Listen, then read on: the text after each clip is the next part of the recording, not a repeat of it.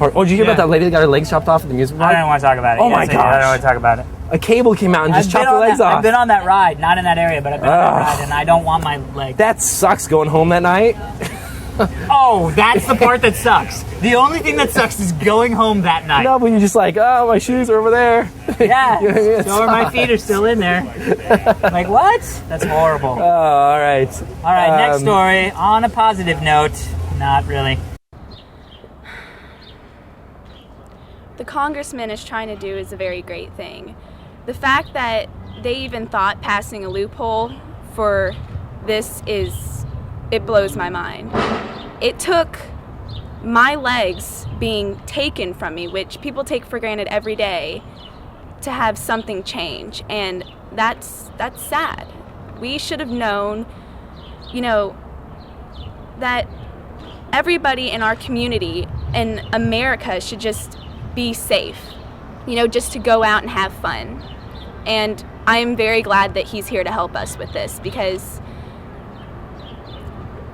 we need somebody like that to help us in our journey to save other lives. Because if I would have died for some reason, I feel that it would have just been passed on.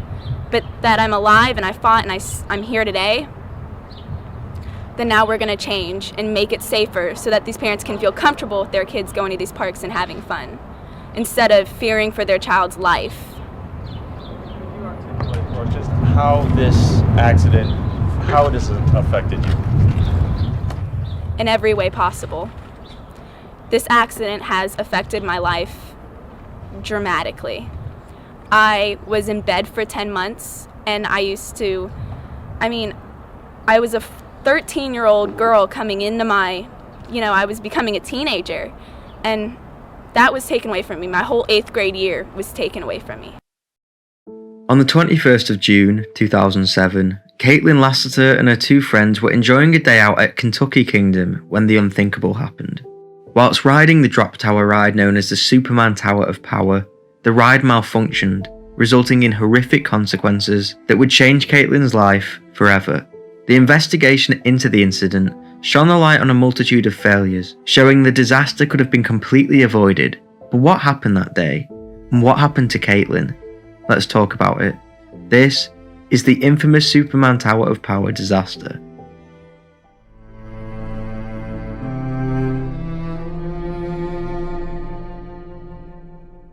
Caitlin and her family resided in Germantown, Kentucky, around 2.5 hours from Kentucky Kingdom. Germantown is a neighbourhood in Louisville known for its German heritage and quaint urban setting. She lived with her parents Brandy and Monique Lassiter and attended Highland Middle School, where she was described as being well liked and sporty. One student at Highland Middle School said, "There's like the popular group, and she was in that, and I knew her pretty well, but my sister was one of her best friends." Another student named Austin said, "She's a fun person, very cool, just a fun person to hang out with." Caitlin had just recently turned 13, and her parents were granting her more freedoms, which she was thrilled about. And on June the 21st, 2007, Caitlin had planned on going to Kentucky Kingdom in Louisville with two of her close friends. She was beyond excited, and when that Thursday rolled around, Randy and Monique dropped Caitlin off at Kentucky Kingdom, not knowing that theirs and Caitlin's life was about to change forever. Kentucky Kingdom is a popular theme park located in Louisville, Kentucky, and it first opened its doors on May the 22nd, 1987. The park spans 67 acres, has a water park, and features a variety of attractions including roller coasters, thrill rides, and entertainment. Some of these rides include the Lightning Run, a steel roller coaster known for its steep drops and intense airtime, the Thunder Run, a wooden roller coaster which opened in 1990, making it one of the park's oldest coasters, and of course, the Superman Tower of Power. Kentucky Kingdom was previously owned by the popular theme park chain Six Flags, and in 1995, they debuted a new one-of-a-kind ride known as the Hellevator, which would later be renamed the Superman Tower of Power. The Tower of Power was a drop ride which involves a vertical ascent followed by a sudden freefall drop. Riders are typically seated in a gondola, which is lifted to the top of a tall tower or structure using a system of cables, chains, or hydraulics. Once at the top, the gondola is released, allowing gravity to pull it down at a high speed. High-strength steel cables are integral to both the ascent and descent phase of the attraction. The cables lift the gondola to the top of the tower for a smooth ascent and secure it for the drop. During the descent, they regulate the speed. Riders would take a seat in one of the 4 carriages affixed to the tower. They were then launched 177 feet into the air at 12 miles per hour, held there for several seconds, and then plunged down around 154 feet at 54 miles per hour to the bottom.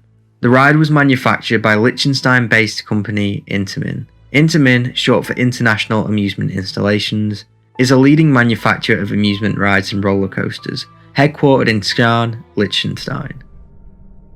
On that day, Caitlin and her friends had already been on a few rides before going on the Superman Tower of Power.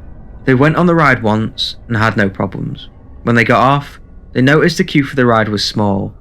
As they enjoyed the ride so much, they decided to go on the ride again, a decision that would change Caitlin's life forever. They got onto the ride, sat down, and it set off. As the girls approached the top, the seat began shaking violently. Immediately, the group knew something was wrong and began to scream. Caitlin would go on to state, "As we started to go up, we were laughing about something, and then it is almost as if it jolted a little bit or something, like a whipping sound. During this shaking, a rope snapped, hitting Caitlin, which busted her lip. The group were now screaming for the ride operator to stop and do something, but nothing was done. She said, "We looked up and there were a bunch of cables falling, and this was only about 20 feet off the ground. It kept going up, and at that point, I had cables all over my body. There was a cable hanging below me. There were cables all over my friends." Thinking quickly, Caitlin removed one of the cables from her torso. She remembered the moment as the ride began the descent. She said, "My lip was busted, I had cuts all over me, and I was bleeding and freaking out. I remember smoke and the smell of burning. I felt like I was going to die. We kept screaming, 'Stop the ride.' People were frantically freaking out. I remember something else fell on us, which was more cable. We even had cables around our necks, and we pulled them off. Something hard hit our head, and then we dropped." During the fall, one of the ropes had wound its way around both of Caitlin's feet. This shattered her left femur and severed both of her feet as they plummeted to the bottom. Her feet had now been completely cut off from the ankles below. According to one newspaper, as the car climbed, the operator heard the cable snap and heard screaming, but didn't hit the emergency stop button in time. He hit it just before their descent, meaning that the locks on the ride were now stuck in place, which meant that Caitlin was now trapped in her seat. Emergency services were on the scene almost immediately, and once she was taken out of the seat, she was transported to UL Hospital. Caitlin was in a bad way, but she was stable. At the hospital, the doctors were able to reattach Caitlin's right foot, but her left foot was too badly damaged to restore and had to be amputated below the knee. Miraculously, Caitlin survived. The ride was then closed until further notice, never to be reopened again, as it was demolished a year later in 2008. An investigation into the incident was launched immediately, and it wasn't long until they found their answers. According to investigators, multiple elements converged to create a disaster, but the cable itself snapped due to fatigue and deterioration over time. The report did show, however, that it was scientifically impossible to tell how long the cable had been in bad shape, or to pinpoint one specific cause for the wire to snap. One of the experts brought in to examine the cable said it had likely deteriorated gradually. He believed if they were regularly maintained like the theme park claimed they were, they should have been able to spot it.